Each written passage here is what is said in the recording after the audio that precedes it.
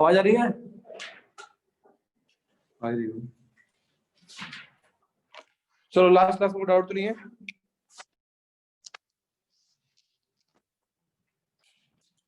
Good evening, good evening. Last class में कोई doubt है किसी को? कहाँ तक गया था हमने? सेकंड आ दिया था। चलो एरिया ऑफ ट्रायंगल नहीं कराया था ना? चलो आज एरिया ऑफ ट्रायंगल।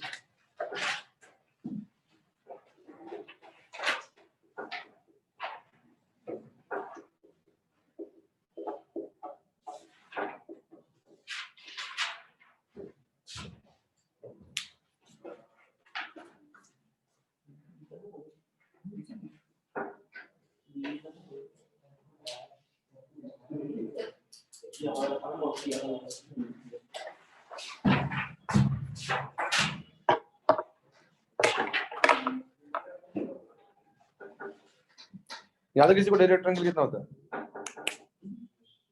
क्या?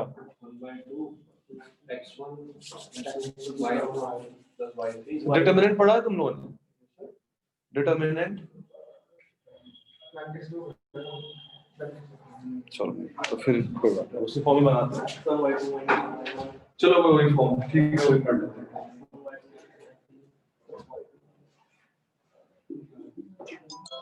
देखो एक ट्रायंगल है, मान लो कोई भी ऐसे कुछ मान लो ए हो गया x1 y1, b x2 y2 and c x3 y2, ठीक है। इस ट्रायंगल का एरिया निकालना है हमें, ठीक है। तो क्या करते हैं कि सारे को x एक्सिस से ज्वाइन करते हैं।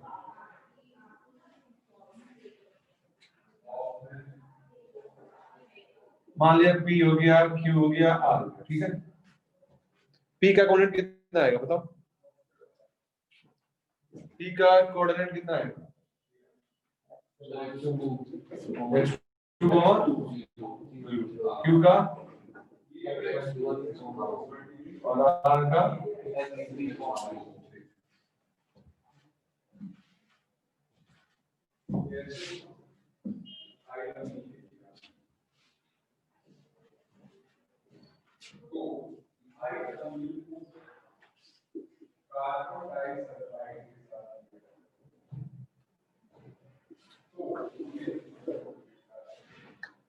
देखो देखो देख लो, फिर लिखना, ठीक है।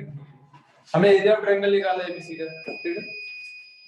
अगर मैं बोलूं ए बी पी क्यू, ठीक है, ए बी पी क्यू, ये रेक्टेंगल, सॉरी रेक्टेंगल क्वाड्रिलेटरल है। किस टाइप का क्वाड्रिलेटरल है? हाँ, ट्रेपेजियम है ना। भाई किसी भी अगर क्वाड्रिलेटरल के दो साइड्स अगर पैरेलल हो, दो ही साइड, ठीक है, तो उसको क्या बोलते हैं? ट्रेपेजियम बोलते हैं। तो ध्यान देना है यहाँ पे हमें एबीसी एरिया, एबीसी ट्रायंगल का एरिया निकालना है। तो मैंने क्या लिखा? Area of quadrilateral A B P Q, ध्यान देना ए बी पी क्यू, ठीक है, plus area of again quadrilateral C A Q R, देखा? पहले हमने लिखा ए बी पी क्यू, ये क्वाड्रिलेटरल हो गया। फिर हमने लिखा सी ए क्यू आर, तो ये आ गया। तो इस पूरे क्वाड्रिलेटरल में इसको ऐड करूंगा तो पूरा का पूरा पार्ट एरिया आ जाएगा, ठीक है। ध्यान, अगर इस पूरे में से माइनस एरिया ऑफ क्वाड्रिलेटरल मान लो बी सी आर पी, देखो बी सी आर पी, अगर इस पूरे पार्ट में से अगर इस वाले पार्ट को हटा देंगे तो यही तो बचेगा, और वो हमें चाहिए। समझ गए?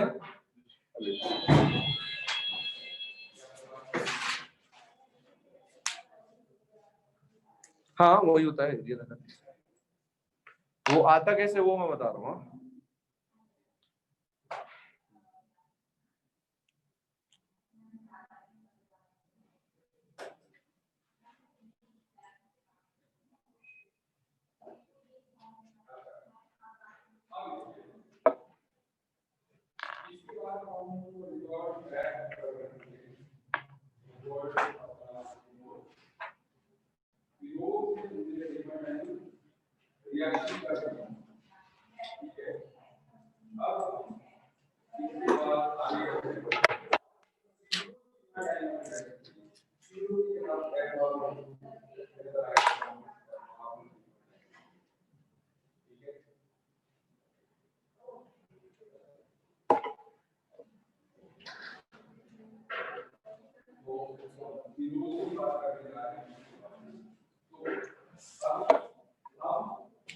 ठीक है।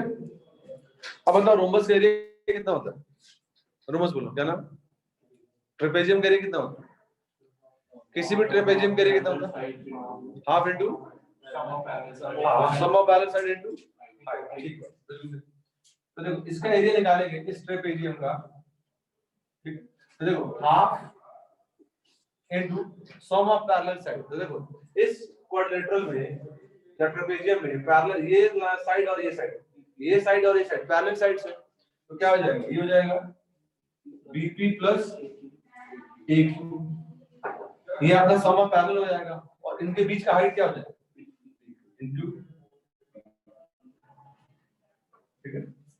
सिमिलरली सेकेंड अगर ट्रेपेजियम का निकालोगे तो हाफ इनटू अगेन इसका निकालेंगे तो ये दोनों हाइट हो जाएंगे, यानी AQ प्लस CR, हाइट कितना हो जाएगा? QR, ठीक है, माइनस हाफ इनटू, ठीक है, हाफ इनटू इसका निकालना है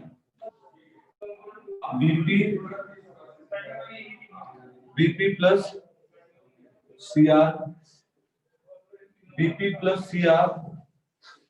इनटू हाइट कितना हो जाएगा? PR। देखो सही है। इसमें बस उनके कॉरस्पॉन्डिंग वैल्यू डाल दो। आप तो सब में कॉमन आ गया, आपको बाहर देखिए।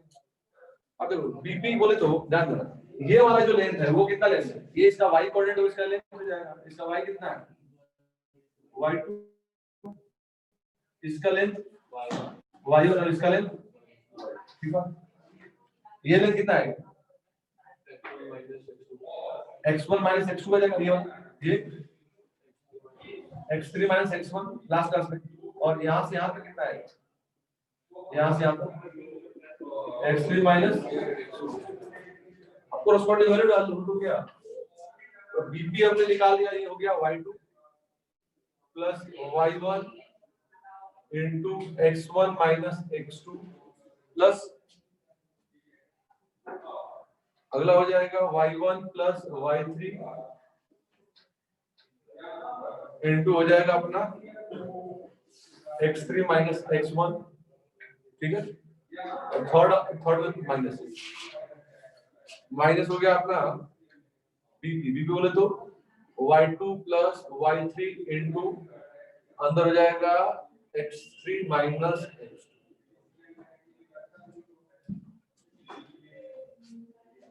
ठीक है। इसके बाद जो आपको चाहिए, इसके बाद बस टर्म्स को कलेक्ट कर लो। टर्म्स को कलेक्ट करने का मतलब y1 ले लो। तो y1 अगर टर्म लोगे तो जहां जहां देखो y1 यहां पर है, y1 यहां पर है, दो जगह y1, तो y1 यहां है या y1 है, इनका कोएफिशिएंट ये बनेगा, इसको इससे मल्टीप्लाई करेंगे तो ये दोनों का क्या हो जाएगा? सम हो जाएगा। यानी ये हो जाएगा मान लो x1 x2 plus x3 x4। उसी तरीके से y2 लोगे, ठीक है। अरे y2 क्या है और y3 क्या है, तो इनके कोएफिशिएंट को मल्टीप्लाई करो, ये कितना आ रहा है? ये देखो तो x कहां गया? x1 x1 गायब हो गया, x3 x2 आ गया। इसी तरह से इसको लोगे ना तो मैं डायरेक्ट निकल लिखता हूं, ये आएगा, देख लेना आप। और ये y3 आ जाएगा x1 x2, यानी बोले तो ये आ गया half y1 x2 x3, sorry गड़बड़ हो गया।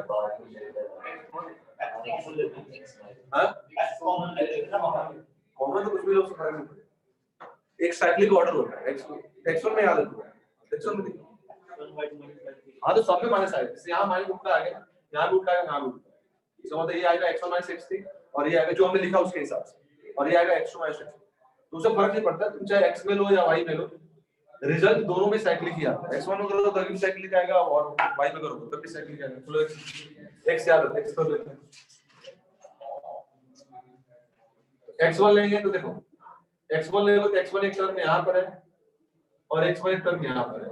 x1 जब लेंगे तो x1 के साथ क्या आएगा? ये वाला टर्म y2 प्लस y1, और देखो x1 यहाँ माइनस में है, इसके माइनस जुड़ जाएगा यानी क्या आ जाएगा -y1 -y3, ठीक है। तो बाकी x2 लेंगे तो वही सेम आएगा y3 -y1, और जब हम x3 लेंगे तो y1 -y3 आएगा।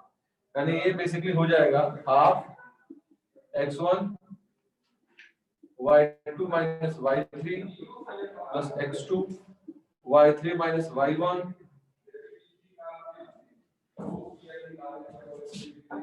प्लस x3 y1 y2 का मॉड। ध्यान रखना ओवरऑल नंबर पे क्या लगाते हैं हम लोग, मॉड लगाते हैं। क्यों मॉड लगाते हैं? क्योंकि एरिया, वॉल्यूम, लेंथ ये कैसे क्वांटिटीज हैं, नेगेटिव क्वांटिटीज, ठीक है ना। तो याद करना भी आसान है, साइक्लिक ऑर्डर होता है। देखो 1 2 3 2 3 1 साइक्लिक ऑर्डर है ना, साइक्लिक ऑर्डर ऐसे होता है, ऐसे होता है कि मतलब 1 आ गया तो 1 के बाद 2 आ गया, फिर 2 के बाद 3 आ गया, 3 के बाद 1, इसको साइक्लिक ऑर्डर बोलते हैं कि 1 के बाद 2, 2 के बाद 3, देन अगेन 3 के बाद 1 आ जाएगा। देखो 1 2 3 सॉरी 1 2 3 2 3 1, देखो 2 3 1, और यहां पर क्या है 3 1 2, देखो 3 1 साइक्लिक ऑर्डर,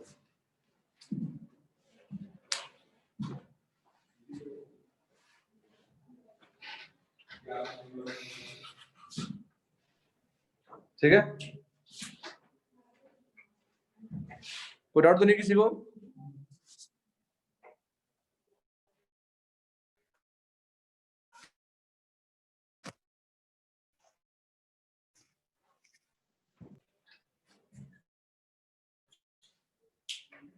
दिख नहीं रहा है,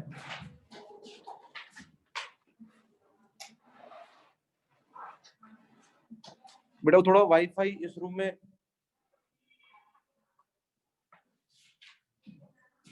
अरे राहुल जी, अरे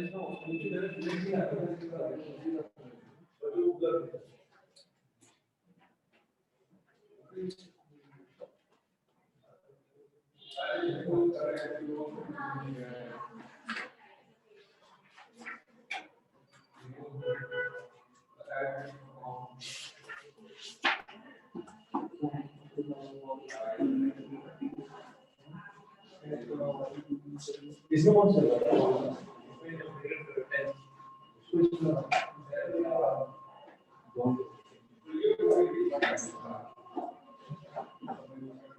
खुला है?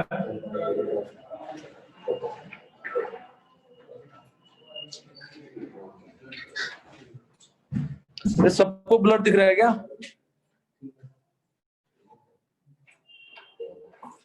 हाँ यार सबको ब्लर दिख रहा है, तो सबको ब्लर दिख रहा है।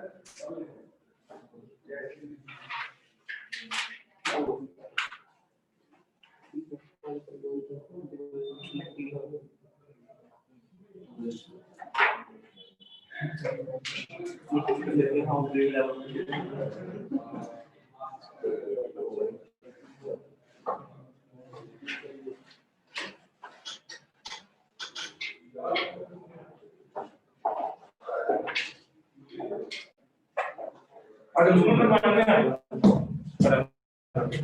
इसमें इंटरनेट की प्रॉब्लम आ रही है। एक मिनट चेंज कर रहे हैं ब्लर नहीं आएगा, 2 मिनट होल्ड करो।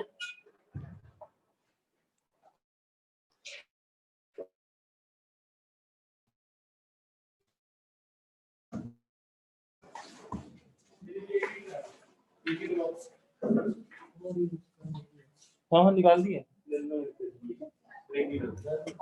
जल्दी पेशी के अभी चाहिए कौन लाया वो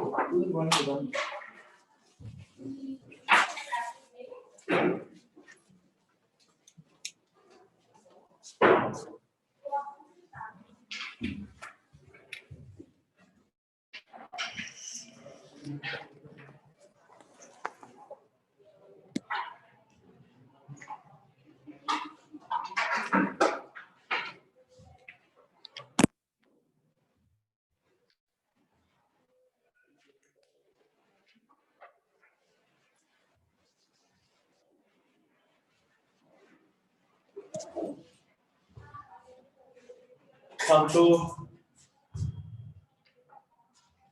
नोट कर लिया था सबने? चलो एक होता है कोलिनियर। कोलिनियर का मतलब, कोलिनियर का क्या मतलब होता है कि points lies on a line, ठीक है, स्ट्रेट लाइन, सिंगल लाइन। तो इसी में नोट करके पॉइंट लिख लो।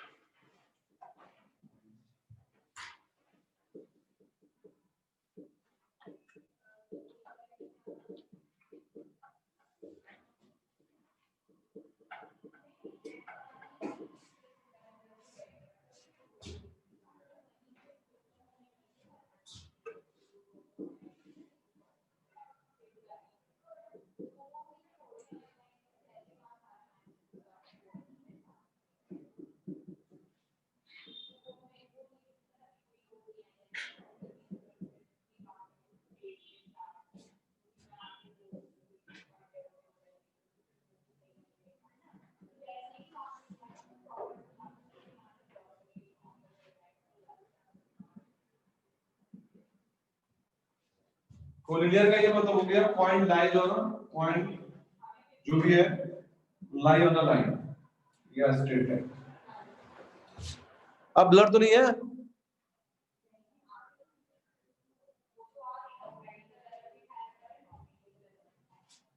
चलो ठीक है, ठीक है, ठीक है, ठीक है, हो गया। कोलिनियर का ये मतलब हो गया कि पॉइंट्स का जो लोकेशन होगा वो सिंगल लाइन होगा, एक ही लाइन पे सारे के सारे पॉइंट लाइन करेंगे। तो अगर एक ही लाइन पे तीनों पॉइंट है तो इसका मतलब ट्रायंगल बनेगा ही नहीं। जब ट्रायंगल बनेगा नहीं तो उसका मतलब क्या होगा, उस ट्रायंगल जो भी होगा उसका एरिया क्या हो जाएगा, जीरो हो जाएगा। तो जब भी ऐसा हो कि भाई पॉइंट्स अगर कोलिनियर हो तो हमें क्या करना है, उसके एरिया को जीरो कर देना, ठीक है। चलो क्वेश्चन करो एक।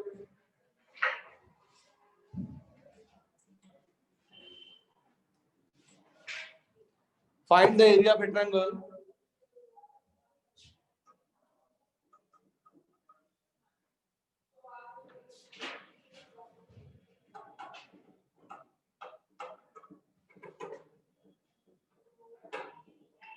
vertices are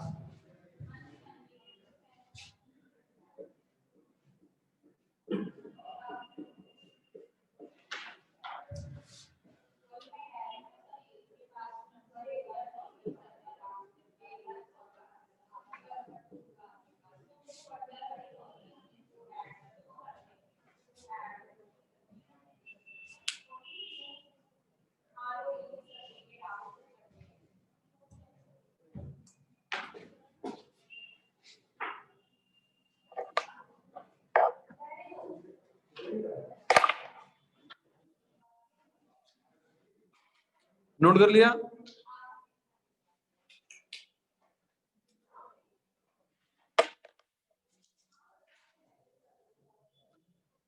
नोट कर लिया सबने?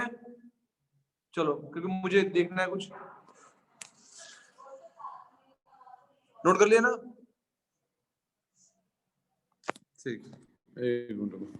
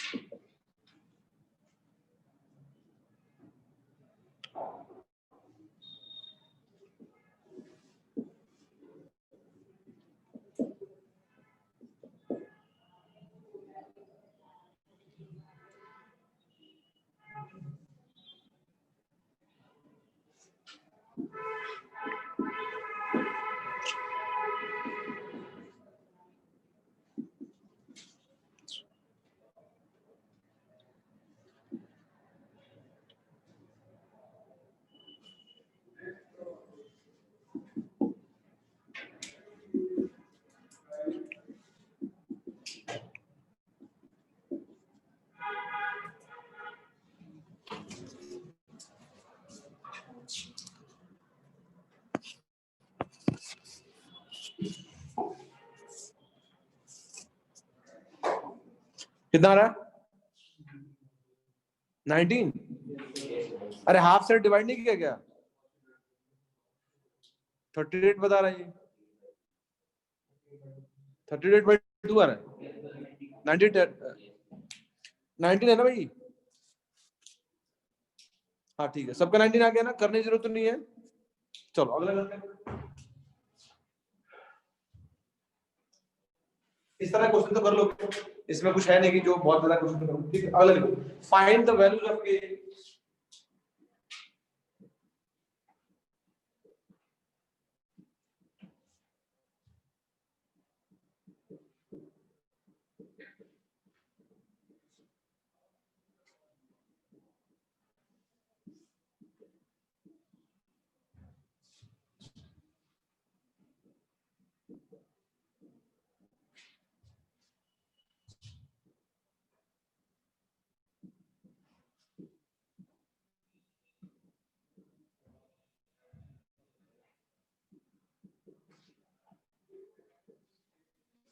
कुछ डाउट हो तो अनम्यूट करके पूछ लेना, ठीक है ना, तो मैसेज पता नहीं चलता।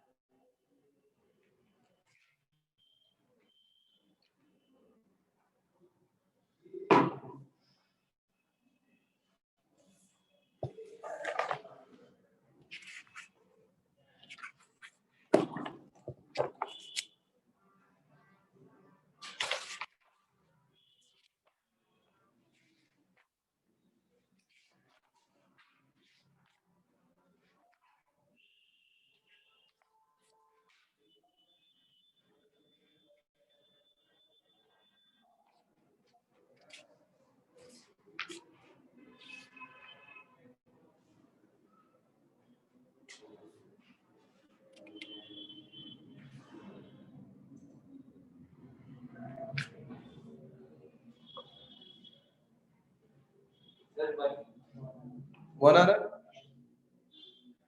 आर्यन का वन है, और किसी का?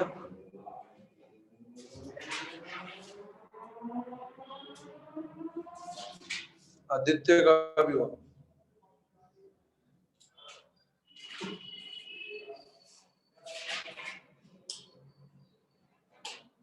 रश्मि का भी वन है,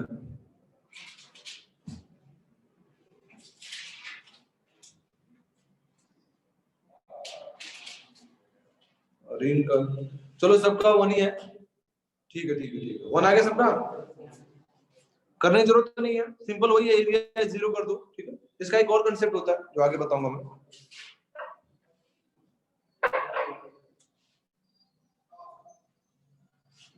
ठीक है। चलो सॉल्व।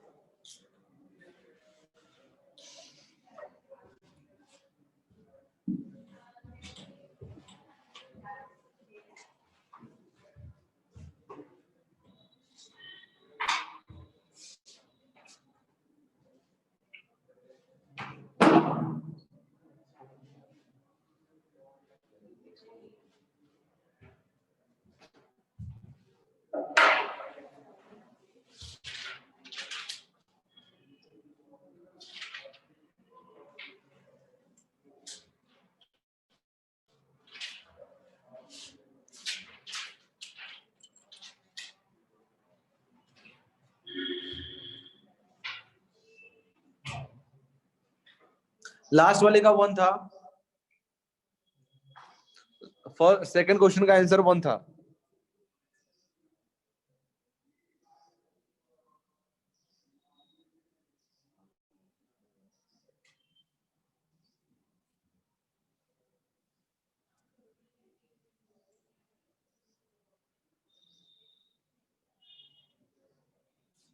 इसमें अश्मी का आ रहा है -77, आदित्य का भाई माइनस, देखो बेसिक के बाद एक भूल जाते हो, -77 तो है लेकिन वो कंप्लीट आंसर नहीं है। देखो एरिया के लिए जो फॉर्मूला हमने लिखा था याद करो कि क्या था, half y2 minus y3 x1 था, डॉट डॉट इसी तरह से था। इसका मॉड भी तो लगा था, इसका वैल्यू क्या है 40 है, मॉड भी तो था। तो जब हाफ यहाँ जाएगा तो यहाँ क्या हो जाएगा 80 हो जाएगा, हाफ इधर 80 बन गया। अब जब मॉड हटाओगे तो ये पूरा जो नंबर है, ये पूरा नंबर किसके इक्वल हो जाएगा, प्लस माइनस 80 के इक्वल होगा। भाई अंदर का नंबर 80 आएगा तब भी एरिया 80 आएगा, और अंदर का नंबर अगर -80 आए तब भी, क्योंकि हमें तो मॉड ही लेना है ना। तो जब मॉड हटाते हैं तो इधर का नंबर क्या आएगा, अगर 80 है तो उसको प्लस माइनस 80 के इक्वल करना पड़ेगा, तो दो इक्वेशन बनेगा। एक बार इसको +80 के इक्वल करना पड़ेगा, एक बार इसको माइनस, नहीं प्लस माइनस 77 ऐसे नहीं चलता, करके देखो कुछ और आएगा, 83 आएगा। एक बार -77 जो तुमने बताया शायद प्लस के साथ आया था, और दूसरा बार करोगे वो 83 है। ध्यान रखना इस बात का, अक्सर हम ये चीजों को इग्नोर कर देते हैं, ठीक है ना, बहुत लोग बताते भी नहीं है, और हमारी आदत है कि जितना कम हम लें उतना फायदा, ठीक है। तो अगर एरिया निकालना हो या दिया हुआ है, दोनों में we have to consider mod लगाना, मॉड लगाओगे तभी अपना काम आएगा, ठीक है। तो मॉड लगाना कंपलसरी है। अब देखो मॉड नहीं लगाते तो एक ही आंसर होता है, जबकि इसका आंसर 2 है, ठीक है। समझ गए ना, कोई डाउट तो नहीं किसी को?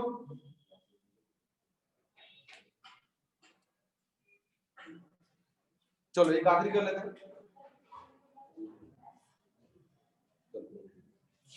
Find the area of the quadrilateral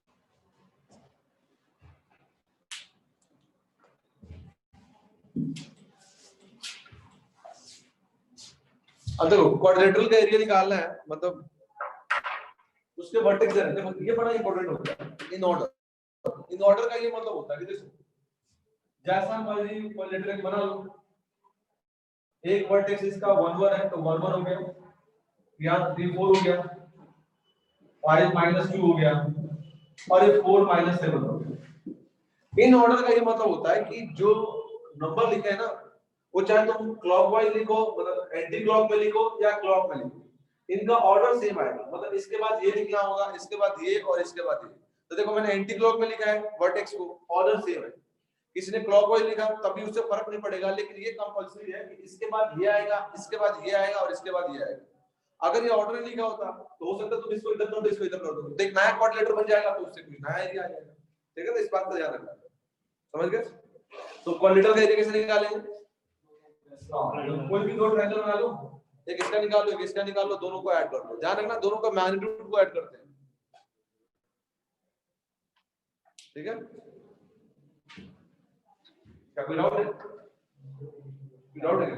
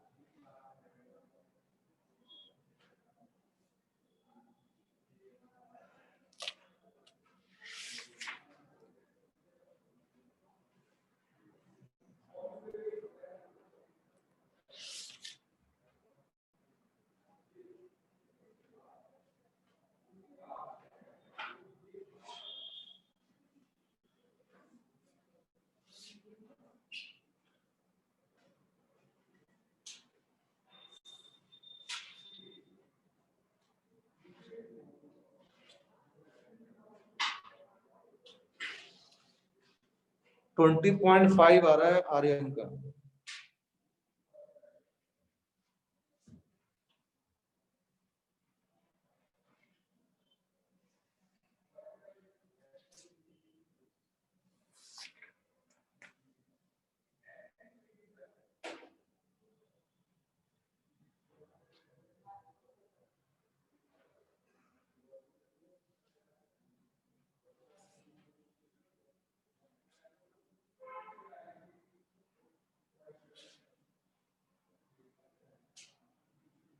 Ashwini का भी सेम आ रहा है, सात्विक का भी सेम आ रहा है।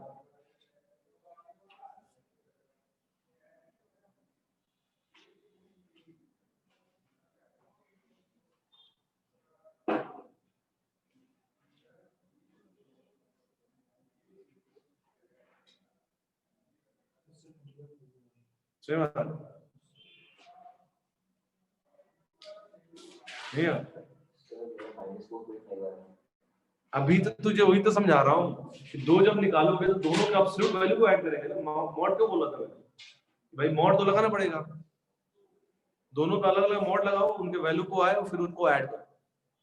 दोनों ट्रायंगल के मैग्नीट्यूड को ऐड करते हैं, ध्यान रखना। नेट वैल्यू मतलब आए, ये नहीं एक का -4 आ गया, एक का कुछ और आ गया तो दोनों का ऐड करते हैं, नहीं।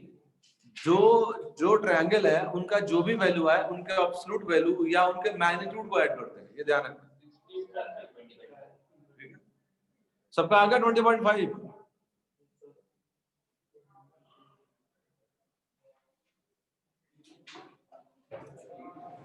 अगर इसमें बता दो किसी का है तो कौन सी ट्रायंगल लिखता है? अगर एक किया वो उस तरीके से तो ट्रायंगल बता दो। एक किया तो कौन सा ट्रायंगल लिखता है? जैसे लीजिए कोई बात नहीं है। 20.5 करना तो नहीं है किसी को?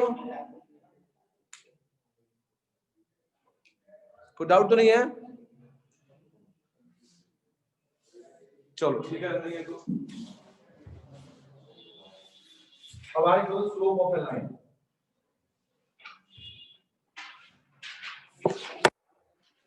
नहीं चेक करो, गलत होगा। 22.5 नहीं आ रहा है, कोई कैलकुलेशन मिस्टेक होगा, चेक करो उसमें।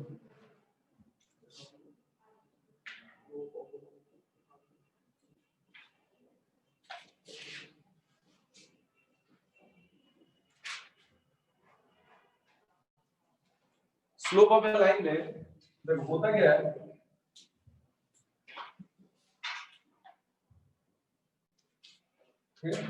मान लो कोई लाइन है, तो कोई भी लाइन ऐसा माना गया है कि कोई भी लाइन एक्स एक्सिस के साथ एंटी क्लॉकवाइज डायरेक्शन में जो एंगल बना है, जैसे थीटा हो, तो इसका जो स्लोप आता है, this is the value of tan theta.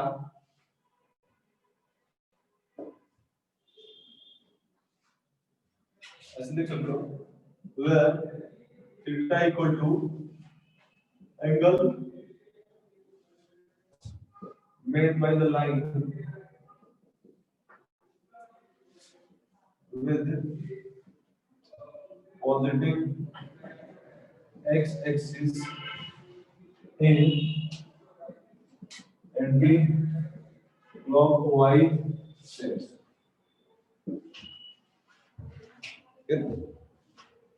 इसी को tan थीटा जो आएगा, दैट इज द वैल्यू जो आए, उसी को हम क्या करते हैं, स्लोप ऑफ द लाइन। कोई भी लाइन x एक्सिस के साथ, x मतलब पॉजिटिव x की बात कर रहे हैं, कि मान लो तुमने यहाँ ये लाइन बना दिया, तब भी इधर से ही लेंगे। ठीक है ना, ये देखिए नीचे मतलब पॉजिटिव के साथ ही कंसीडर करते हैं, मानते हैं ऐसे कि पॉजिटिव एक्स के साथ एंटी क्लॉकवाइज डायरेक्शन में जो एंगल बनाएगा उसके tan थीटा का जो वैल्यू आएगा that is called slope of that particular line. Generally slope को हम लोग क्या m से डिनोट करते हैं, जनरली है, मानने वाले कुछ भी मान लो, लेकिन स्लोप को जो हम लोग m ही मानते हैं, ऐसा ही, ठीक है। थीटा का जो वैल्यू आता है वो आता है 0 से पाई एक्सक्लूडिंग पाई बाय 2,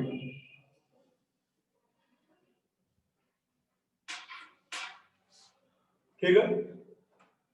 मैक्सिमम देखो मिनिमम तो 0 हो जाएगा, और ये लाइन ऐसे देखो, लाइन जो है अभी ऐसा है, मान लो ऐसा था, तो एक्स एक्सिस के साथ इसका एंगल 0 हो जाएगा, फिर ऐसे घूमते घूमते घूमते घूमते ऐसे 90 पे जाएगा, तो 90 क्यों लिखा है, तो 90 का क्लोज tan पाई बाय 2 क्या होगा, अनडिफाइंड।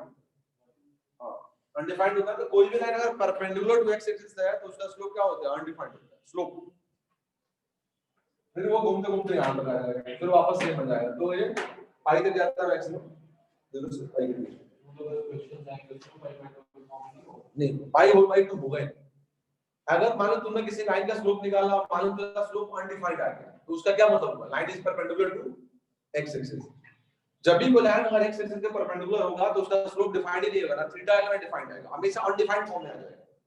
इस फॉर्म में आ जाएगा, और जैसे अनडिफाइंड फॉर्म में आ जाएगा तो इसका मतलब हम क्या समझेंगे कि वो लाइन तो है, उसका स्लोप डिफाइंड नहीं है, दैट मींस लाइन क्या है, एक्स एक्सिस के परपेंडिकुलर। तो जब भी किसी 90 का अगर स्लोप बनाओगे तो वो क्या हो जाएगा, ऑब्वियस बात है, एक्स एक्सिस से क्या हो जाएगा, x के परपेंडिकुलर या y के पैरेलल, दोनों सेम है, ठीक।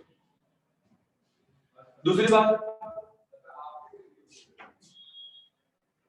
ठीक है, अगर मान लो जैसे एक लाइन ये है, एक और मैं लाइन बना दूं, या इस पे एक और समझ लें, एक और बात, ठीक है, इसे इसी में बता कि मान लो इस पे 2 पॉइंट ले लिया मैंने, मान लिया x1 y1,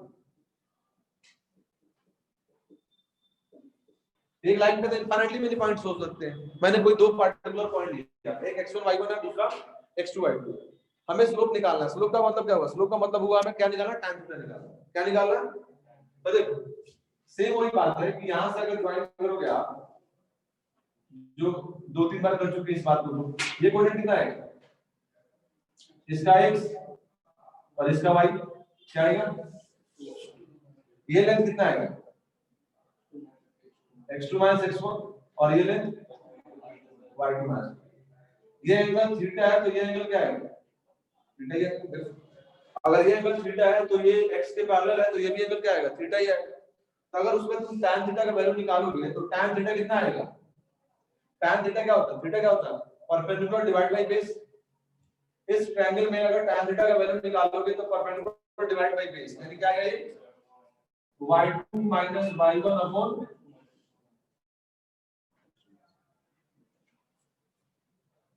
ये भी होता है, इसको बोलते हैं 2 पॉइंट फॉर्म में, 2 पॉइंट फॉर्म होता है, 2 पॉइंट, एक पॉइंट ये हुआ, दूसरा पॉइंट ये हुआ, तो 2 पॉइंट फॉर्म में इसका लाइन का स्लोप,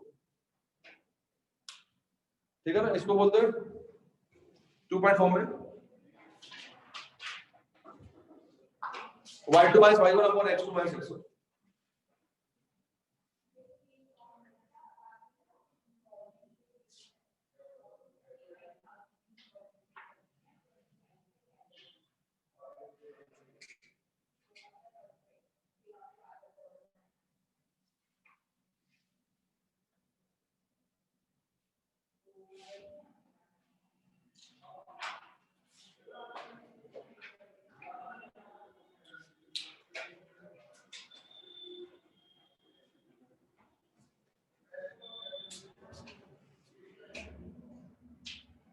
ठीक है,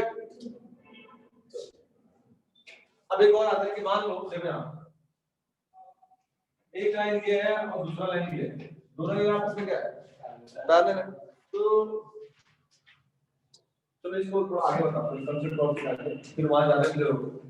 अगला निकालो angle between two lines, angle between two lines,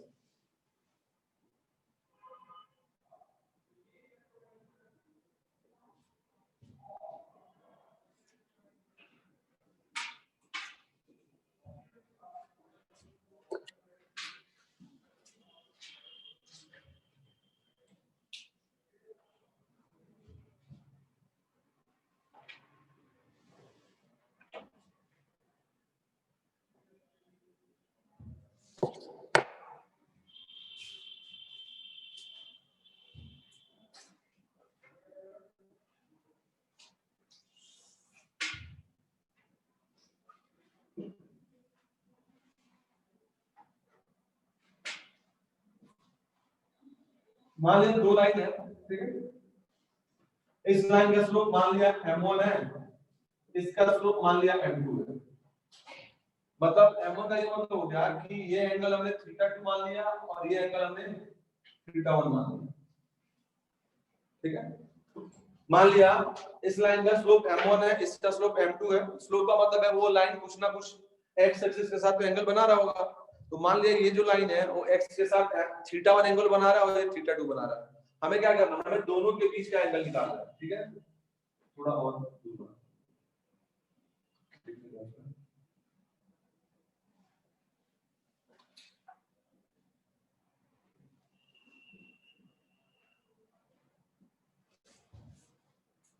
ठीक है। तो θ1 होगा θ2, इनके बीच का देखो, इनके बीच का एंगल एक θ मान लेते हैं। हमें क्या निकालना है, m1 और m2 के बीच का एंगल निकालना है। तो m1 और m2 के बीच का एंगल तो एक θ है, मान लिया हमने θ। ध्यान देना है,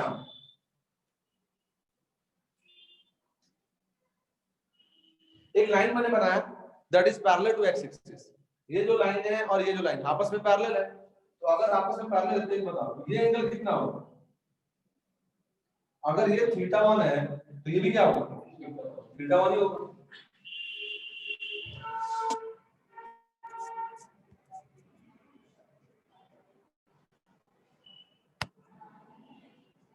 ठीक है, ये अगर θ1 है तो ये भी θ1 होगा। सिमिलरली अगर ये θ2 है तो ये भी क्या होगा, θ2। ठीक बात है ना, ये एंगल θ1 है, ये θ1, दोनों सेम है। ये θ2 था तो ये भी θ2 होगा। हमें क्या करना है, दोनों के बीच का एंगल निकालना है। ध्यान देना, हमें ये एंगल निकालना है, ठीक है।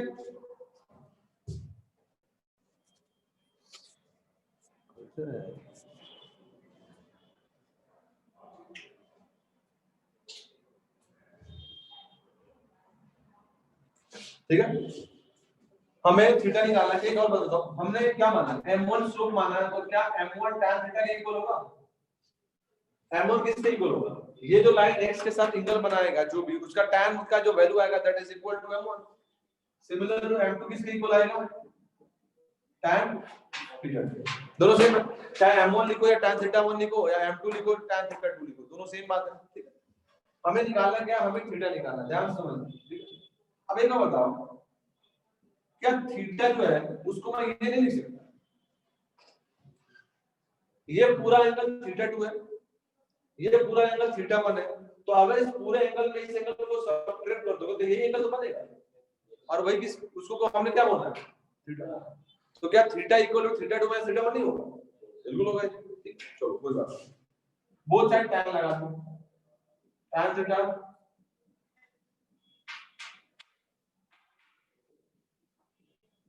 tan θ1 minus tan theta, sorry tan θ2 minus tan θ1।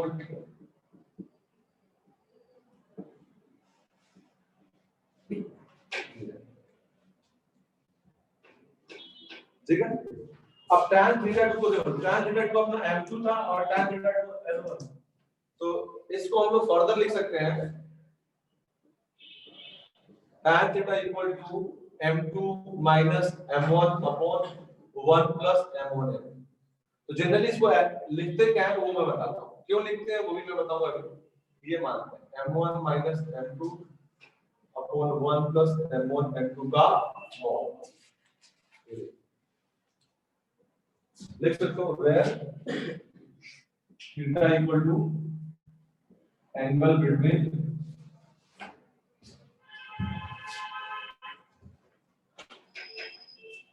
कौन है यार ये,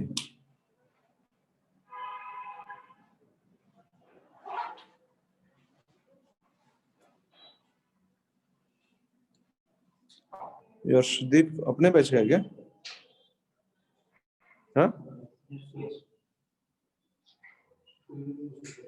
हाँ, क्या ये हो क्यों रहा है, सर सेटिंग करना पड़ेगा।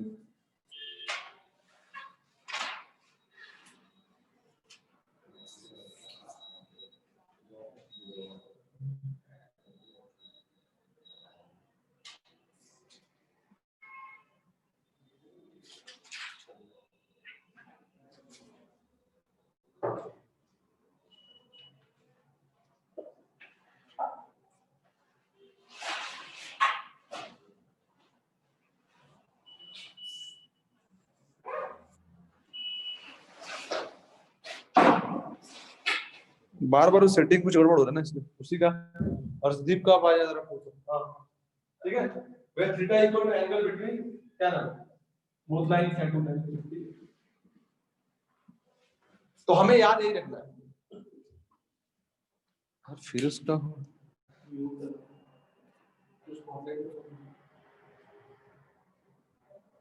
नहीं, म्यूट का नहीं, तुम्हारा क्या बार बार वॉलपेपर जो फोटो है ना तुमने लगा रखा है, इसमें पता नहीं फोन में होता नहीं,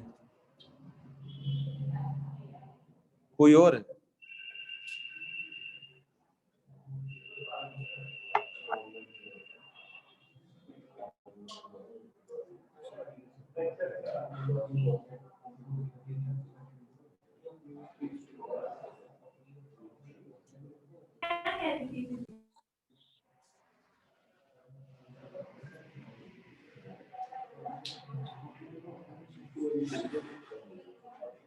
सर अब अरिन का अच्छा पता नहीं क्या, चलो ठीक है। तो हमें याद नहीं रखना है कि tan theta equal to m1 - m2 upon 1 + m1। देखो हमने ये निकाला, लेकिन मैंने बोला कि तुमको ये याद नहीं रखना, ये याद रखना। अगर दो लाइन के बीच का एंगल निकालना हो तो हमें जो फॉर्मूला याद रखना है वो ये याद रखना है, tan theta is equal to modulus of magnitude of m1 - m2 upon 1 + m1 और m2, where m1 and m2 are the slopes of both the lines, जो भी वहां पर गिवन हो। मैंने बोला ये की जगह पर ये क्यों आता है, वो मैं तुम्हें एक कांसेप्ट बताता हूं। देखो मान लीजिए एक लाइन ये है और दूसरा लाइन ये है, ठीक बात है। अगर मान लेते हैं कि इनके बीच का एंगल ये π/4 मान लेते हैं, आसान नंबर π/4 मान लीजिए, ठीक है। तो अगर ये एंगल π/4 है तो ये कितना है, हैं 3/4 है ना भाई। दो लाइन के बीच में एंगल अगर एक थीटा होगा दूसरा क्या होगा, पाई माइनस थीटा ही होता है। दो लाइन के बीच में दो तरह के एंगल होते हैं, एक एक्यूट होता है दूसरा ऑब्ट्यूज होता है, बशर्ते लाइंस आर नॉट परपेंडिकुलर। अगर लाइन परपेंडिकुलर नहीं है तो एक एक्यूट एंगल आएगा दूसरा ऑब्ट्यूज एंगल आएगा, तो वो एक थीटा और दूसरा क्या हो जाएगा पाई माइनस थीटा। तो एक π/4 है तो दूसरा क्या हो जाएगा 3π/4। अगर तुमसे पूछता है कि काम करो भाई इनके बीच का एंगल बताओ, एंगल तो बता देंगे। तो tan जब लगाओगे, देखो अगर ये थीटा जो है हमें tan थीटा निकालना है, तो अगर tan π/4 लगाओगे यानी tan थीटा की जगह क्या हो जाएगा tan π/4, और tan π/4 कितना होता है। अगर थीटा को ये ना लेके तुमने ये ले लिया तो क्या आएगा tan 3π/4, tan 3π/4 कितना होता है, क्या होता है। तो होता हमेशा है अगर लाइंस आर नॉट परपेंडिकुलर, अगर लाइन परपेंडिकुलर नहीं है तो उस केस में लाइंस के बीच में हमेशा दो तरह के एंगल आते हैं, एक एक्यूट एंगल और दूसरा ऑब्ट्यूज एंगल। उन दोनों की कॉरेस्पॉन्डिंग और tan का वैल्यू निकालोगे तो एक पॉजिटिव में आएगा दूसरा हमेशा, अगर परपेंडिकुलर नहीं है तो हमेशा ही होगा। अगर एक √2 आ गया तो दूसरा -2 आ गया, एक √3 आ गया तो दूसरा -√3 आएगा। यानी जो साइन आएगा ना एब्सोल्यूट वैल्यू दोनों में सेम रहेगा, न्यूमेरिकल वैल्यू दोनों में सेम रहेगा, बस साइन का फर्क रहेगा, एक जगह पॉजिटिव और एक जगह नेगेटिव। तो इसलिए मैंने मॉड लगा, मॉड लगाने से ये फर्क फायदा होता है कि इस केस में हमेशा उसके बीच का कौन सा एंगल आएगा, एक्यूट एंगल आएगा। क्या आएगा, ठीक है, क्या आएगा, एक्यूट एंगल आएगा, हमेशा एक्यूट एंगल आएगा। क्योंकि देखो अगर मान लो इस पूरे का वैल्यू और 1 आ गया तो मॉड लगाने के बाद भी 1 ही रहेगा, तो थीटा कितना आएगा π/4। अगर मान लो तुमने मॉड नहीं लगाया, जब इसको सोल्व करोगे तो कुछ ना कुछ तो वैल्यू आएगा, कुछ ना कुछ तो आउटपुट आएगा। मान लो तुमने इसको सोल्व करा, सोल्व करने के बाद इसका वैल्यू अगर मान लो +1 आया, तो अगर ये वैल्यू +1 है तो tan थीटा +1 होगा, तो अगर tan थीटा +1 होगा तो थीटा कितना आ जाएगा π/4। लेकिन अगर मान लो अगर ये वैल्यू -1 आ गया तो हो सकता है ना m1 m2 ऐसा दिया हो जिससे -1 आ गया, तो उस केस में -1 आ गया तो थीटा कितना होगा 3π/4 है, तब उस केस में थीटा कितना आ जाएगा 3π/4। तो भाई 3π/4 निकालो या π/4 निकालो, एंगल थोड़ा चेंज होगा, एंगल तो जो यहां बोलो ये बोलो दोनों में लाइन तो सेम ही रहेगा, समझ रहे हो। तो मॉड लगाने से ये फायदा होता है कि हमेशा जो थीटा आएगा ना, जैसे तुमने मॉड अप्लाई कर दिया तो अंदर का वैल्यू अगर नेगेटिव पे है तब भी मॉड लगाने के बाद वो हमेशा क्या आएगा, पॉजिटिव ही आएगा, हमेशा पॉजिटिव आएगा। पॉजिटिव आने का मतलब क्या होगा, इस केस में जो थीटा आएगा वो हमेशा एक्यूट एंगल आएगा। क्या आएगा, क्योंकि जब पूरा पॉजिटिव नंबर है, आप पॉजिटिव नंबर को tan थीटा से इक्वेट करोगे तो हमेशा वो एक्यूट आएगा, ठीक है। तो मॉड से यही फायदा होता है कि हमें केवल एक्यूट एंगल मिलता है। और तुमने मान लो ऑप्शन में ये दे रखा तुमने थीटा निकाला और थीटा तुम्हारा पाई बाई 3 आ गया, ठीक है। थीटा अगर पाई बाई 3 आ गया तो थीटा अगर पाई बाई 3 आ गया तो उस केस में क्या आएगा, उस केस में ये भी हो सकता है, ये 2 पाई बाई 3 हो सकता है, हो सकता है ऑप्शन में ये ना हो कि ये दिया हो, तो कोई भी एक एंगल तुमने निकाल दिया तो दूसरा निकाल सकते हो ना, पाई से माइनस कर दो। हो सकता है दोनों ऑप्शन में दे रखा हो, तो ये नहीं एक मिला तो दूसरा छोड़ दो। तो दो लाइन के बीच में हमेशा कितने टाइप के एंगल होते हैं, दो टाइप, ये ध्यान रखना, एक एक्यूट है दूसरा। कोई डाउट तो नहीं है इसमें, समझ गए?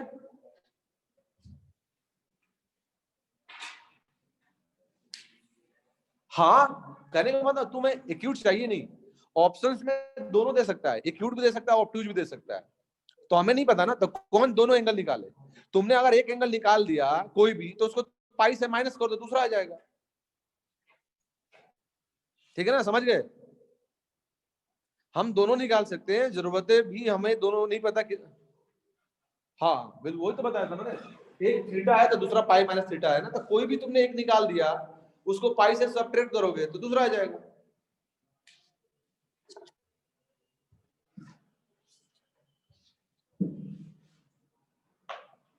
ठीक है। अब नोट में 2 पॉइंट ऐड करते हैं यहीं पे।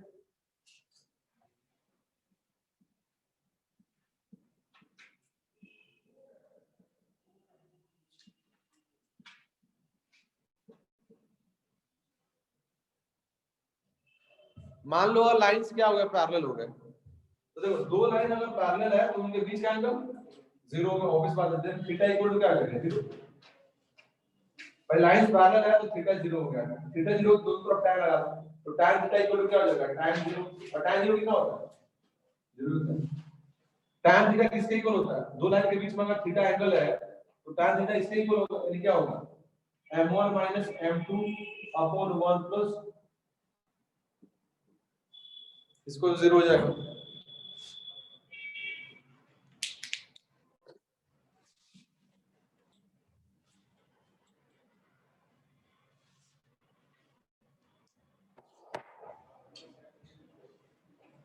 ठीक है, अब हो गया, दिख रहा है तुम्हें, क्या आएगा, ये आएगा m1 m2 equal to 0, then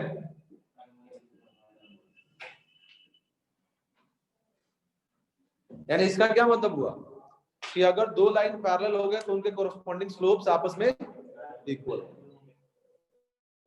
ठीक है, m1 equal to m2। Similarly दूसरा पॉइंट एक और है,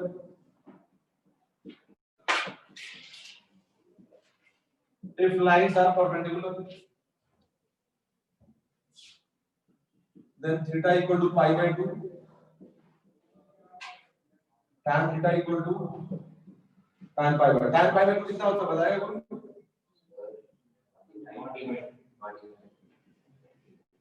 tan pi by 2 जो होता है वो 1/0,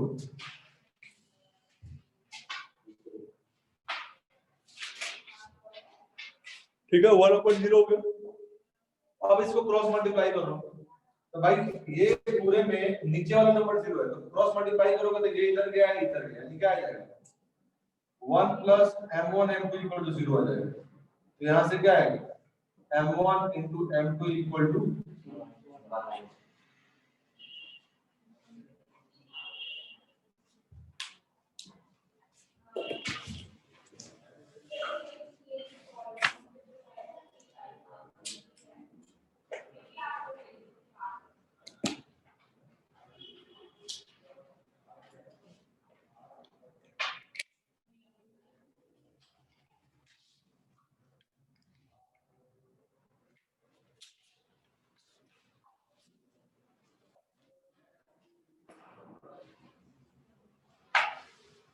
कोई डाउट किसी को?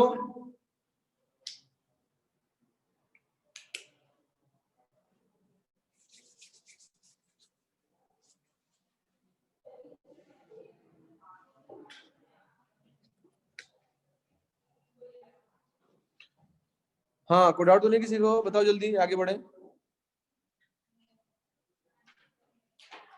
नहीं, ठीक है, एक और पॉइंट लास्ट लिख लेते हैं इसमें।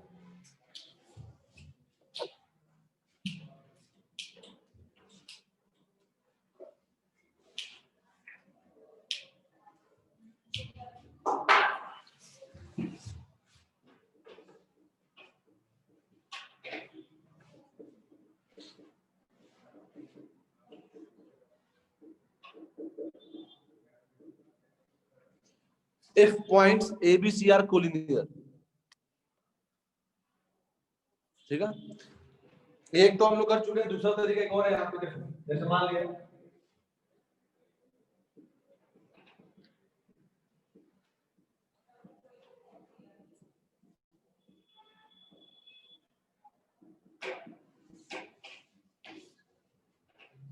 अगर मान लो 3 पॉइंट्स कोलिनियर है तो एक ही लाइन पे होंगे, तो क्या इससे मैं ये लिख सकता हूं कि slope of line A B equal to slope of line कोई भी मान लो बीसी।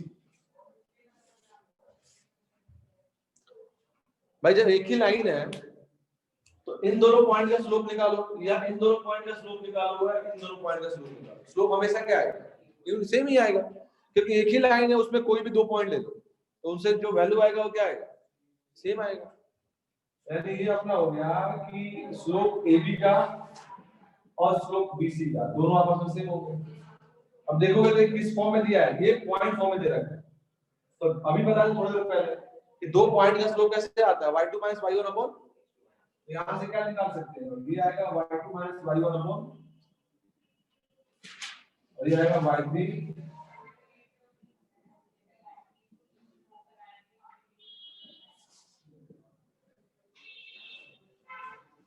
ठीक है। तो जो हमने कोलिनियर का काम इस पे किया था, एक हमने एरिया वाले से किया था, इस तरीके से भी तुम कर सकते हो, दोनों सेम आएगा, फर्क नहीं पड़ेगा।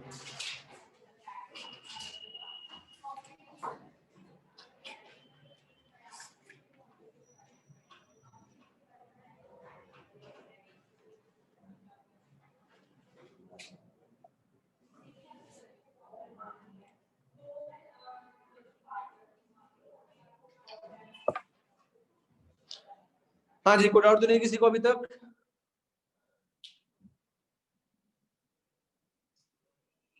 इसमें एंगल 0 है, हाँ इसमें एंगल 0 है, बिल्कुल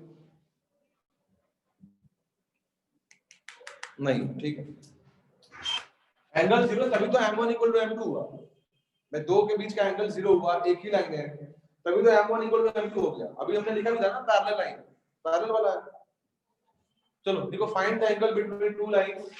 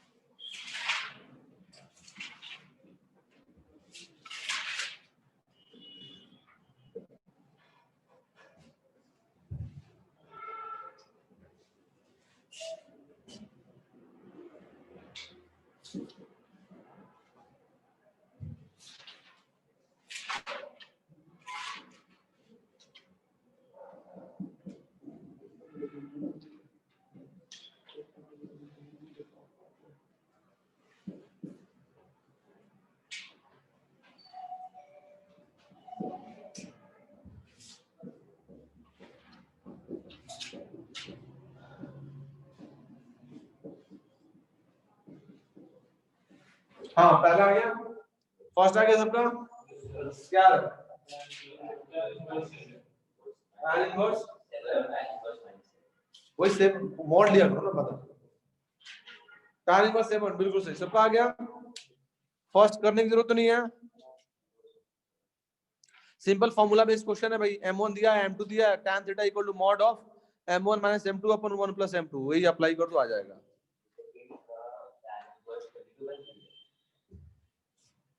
सेकंड का बता रहा हूं, tan इनवर्स 22/3।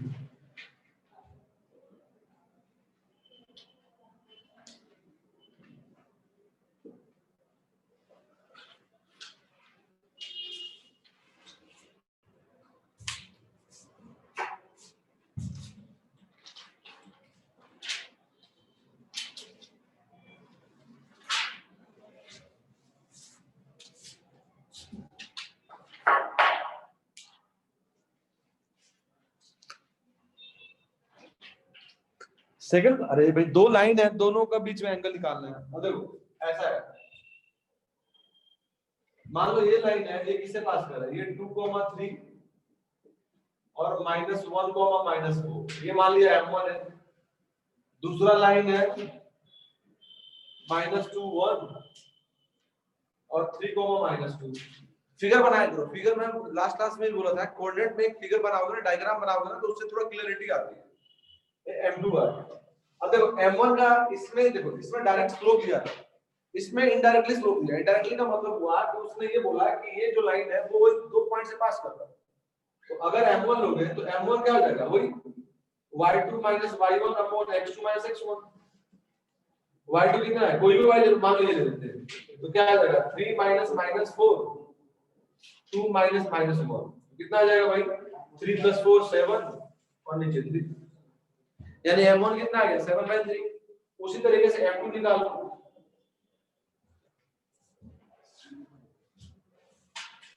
समझ गया ना? हाँ तो उसी तरह निकालो, निकालो निकालो जल्दी।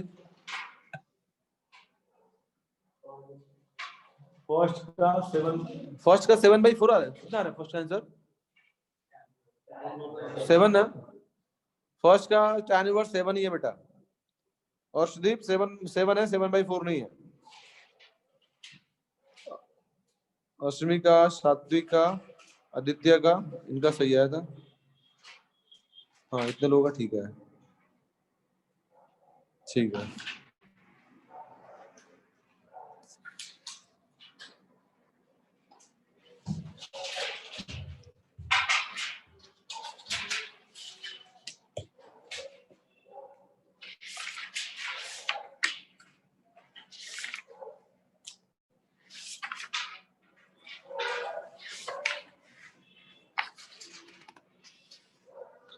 सेकंड का 16/11,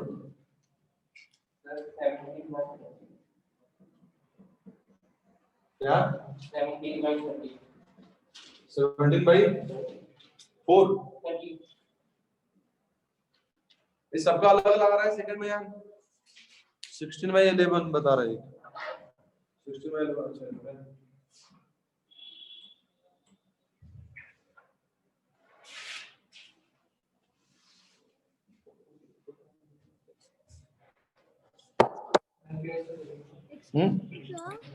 हाँ बोलो सर। जैसे सेकंड क्वेश्चन में आप जो बोल रहे थे कि हमें वैसे करना है, तो सर मैंने सीक्वेंस थोड़ी अलग तरीके से लिखी, जैसे कि जो 2 पॉइंट्स थे वो तो पेयर थे ना, जैसे हाँ पेयर थे। सर यहाँ पे आपने पहला पॉइंट लिखा था 2, 3 -1, -4। ठीक है, तो सर मैंने फर्स्ट की जो स्लोप ली थी वो ली थी -4 -3, y2 उससे फर्क नहीं पड़ेगा। देखो देखो उससे फर्क कहाँ पड़ेगा, देखो अगर ऐसा करोगी तो ये प्लस में रहेगा, माइनस आ जाएगा, ये भी माइनस आ जाएगा, ये प्लस में रहेगा, तो -7/-3 आएगा ना वो।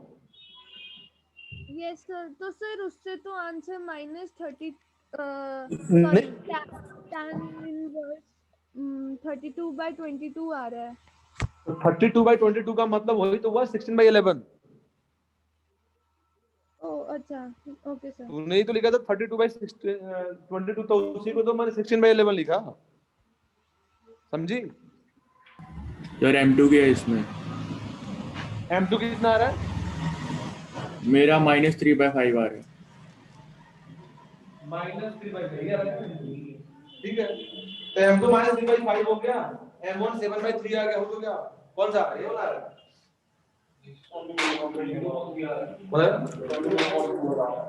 ये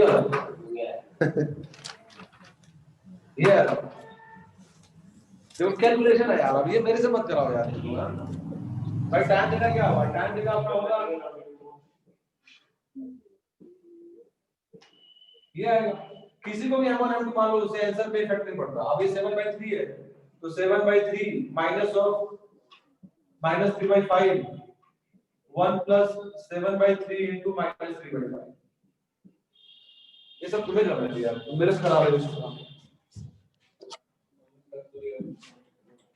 ठीक है, तो अब इक्वल देखो ये हो जाएगा 7/3 + 3/5 नीचे 1 - 21/15 मॉड। एलसीएम ले लो, तो एलसीएम लेंगे तो ऊपर 35 आएगा प्लस 9 आएगा डिवाइड बाय 15, ये आ जाएगा 15 - 21 डिवाइड बाय 15।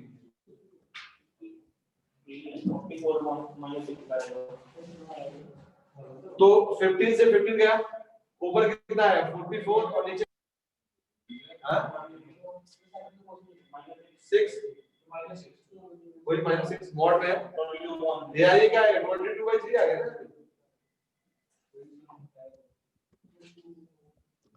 देखो बेटा कैलकुलेशन तो तुम्हें ही करना पड़ेगा, वो तो मैं नहीं सिखा सकता, वो तुम्हारे ऊपर ही है।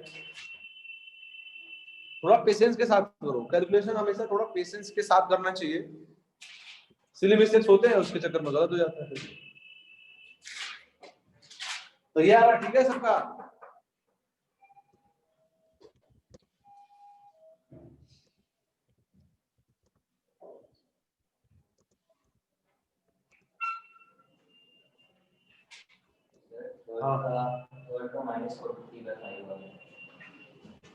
सर सेकंड पॉइंट -2132 था। अब तो मैंने मिटा दिया। अरे कोई भी पॉइंट हो, पॉइंट तो मैंने जो था वो सही लिखा है, पॉइंट में दिक्कत नहीं। अब तो मिटा दिया मैंने, है भी नहीं। कैलकुलेशन थोड़ा आराम आराम से करो, कैलकुलेशन पार्ट थोड़ा जल्दी करोगे तब भी गलत होगा, पेशेंस के साथ नहीं करोगे तो मिस्टेक्स के चांस हमेशा रहेंगे। ठीक आ गया तो अच्छी बात। चलो थर्ड बताओ।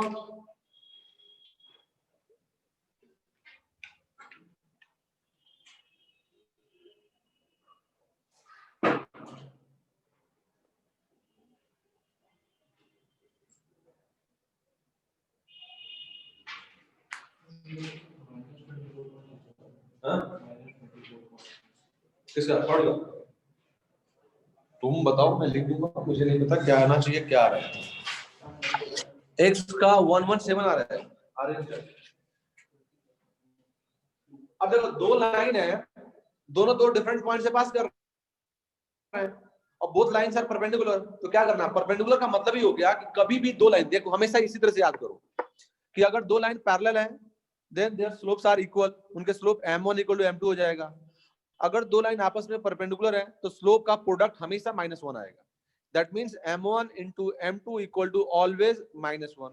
यानी दो लाइन परपेंडिकुलर है, सिंपल यही कांसेप्ट लगाना है, m1 स्लोप m2 स्लोप दोनों का प्रोडक्ट -1 कर दो, अपने आप को सोल्व करोगे x का आंसर आ जाएगा। ठीक है,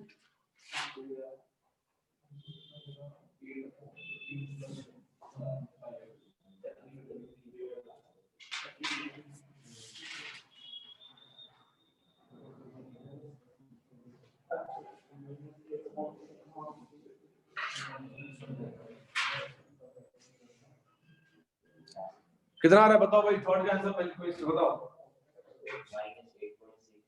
minus point p by q के फॉर्म में बताओ। सर वो है 43/5 -1।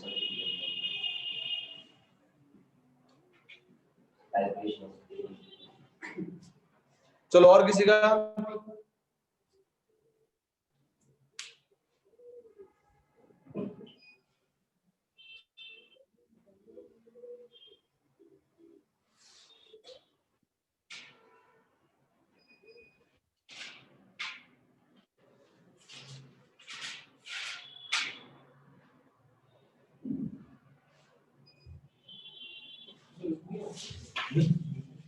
लगेगा तो बस लिखो ना।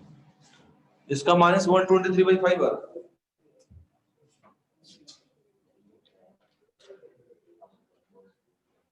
सब तुम लोग अब केबीसी खेलना शुरू कर दिए, सबका अलग अलग आंसर आ रहे हैं। तुम्हारा भी अलग है। पॉइंट नहीं, मैथ में हमेशा p by q के फॉर्म में आंसर आता है। मैथ में कभी देखा है फ्रैक्शन डिवाइड? हां तो वो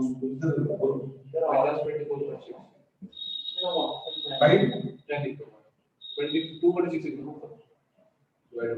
हां इसको सिंपलेस्ट फॉर्म में बताओ ना, नीचे 5 आएगा तो यही आ रहा है ना।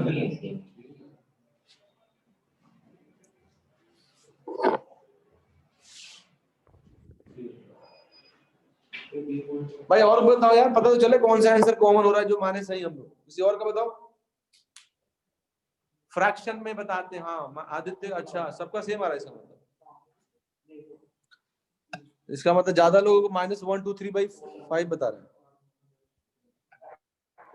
देखो मैथ्स में है ना, मैथ में कभी डेसिमल में आंसर नहीं आते। देखोगे ना, जब तक इंटीजर टाइप छोड़ दो, जितने ऑप्शंस होते हैं ना उसमें हमेशा p by q के फॉर्म में ही आंसर होते हैं, तो डेसिमल मत निकाला करो।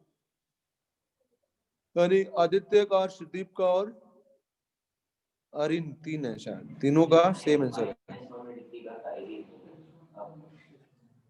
बाकी का तो अलग है।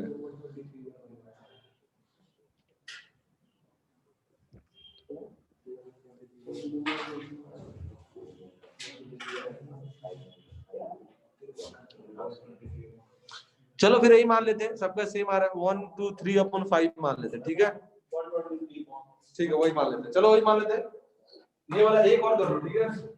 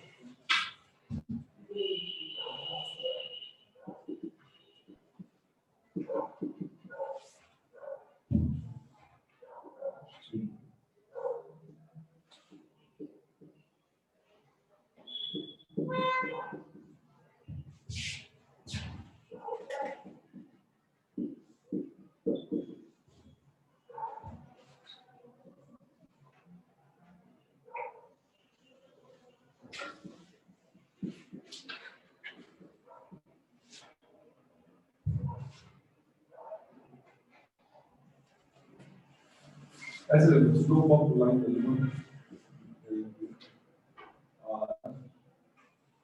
क्या लिखा था माइनस 2/3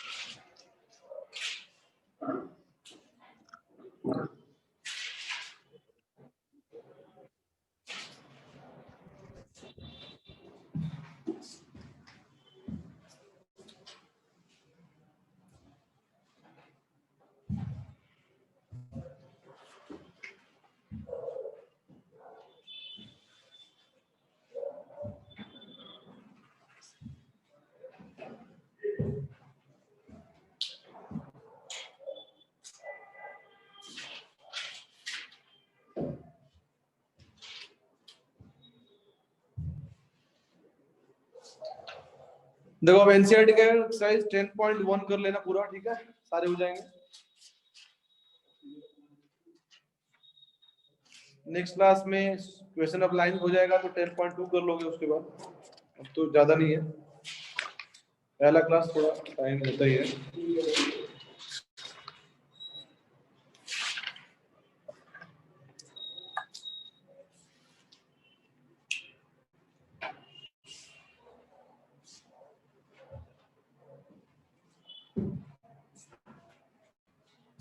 देखो थीटा अगर एंगल है तो थीटा का वैल्यू क्या है, tan इनवर्स 3/2। अगर मान लें उनके बीच का एंगल थीटा है, then tan theta equal to tan inverse, तो इसका क्या मतलब है, इसका ये मतलब हुआ कि tan थीटा का वैल्यू क्या है, 3/2। अप्लाई करो, बिल्कुल आएंगे, ध्यान रखना। मॉड लगाना भूलना मत, मैं बार-बार बोल रहा हूं। हां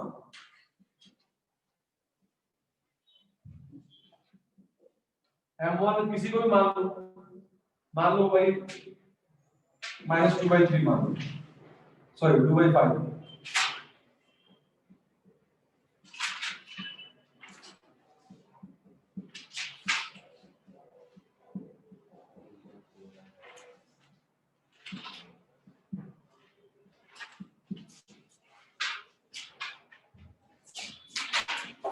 एलसीएम लो, सोल्व करो तो ऊपर 6 + 5 लैम्डा डिवाइड बाय 15 और ये जाएगा 15 -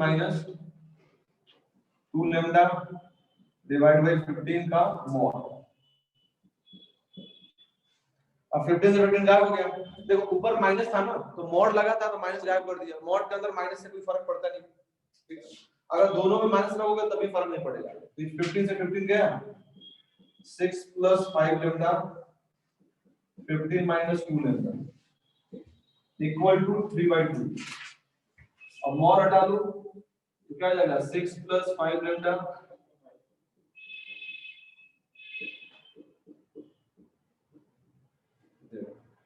±3/2, यानी दो इक्वेशन बनेगा, समझ रहे हो।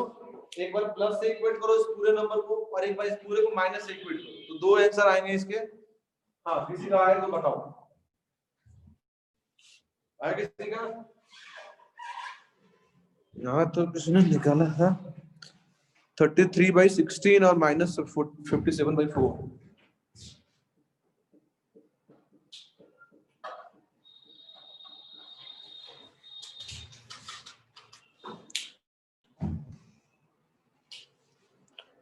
यही आ रहा है। अब देखो ये मत बोलना सर इतना ऐसे कैसे बन नहीं रहा है। अब मैं तुम्हें ये थोड़ा दूंगा, एक काम करो, x लो 2 मान लो, एक x मान लो, फिर सोल्व कर लो, तो उसमें कैलकुलेशन क्या हो, तो सिंपल क्वेश्चन हो जाएगा। कैलकुलेशन चाहे एनसीईआरटी करो या किसी में करो, एनसीईआरटी में भी इससे कम नहीं आते, ये ध्यान रखना। एनसीईआरटी में भी इतने लेवल के क्वेश्चन आते हैं। अब पाई थोड़ा लगाते हैं आप, तो सिंपल वही हो गया ना, प्लस माइनस ले लिया उसको भाई, एक बार प्लस माइनस ले लिया आपने आप, तो एक बार इस पूरे एक्सप्रेशन को +3/2 के इक्वल करो, एक बार पूरे को -3/2 के इक्वल करो, तो क्रॉस मल्टीप्लाई करोगे, सिंपलीफाई करोगे तो लैम्डा के दो वैल्यू आएंगे। आई थिंक वही बता रहे तो वही आएगा।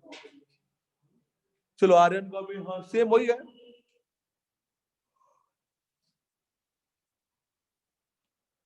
ठीक है, कोई डाउट तो नहीं किसी को? आप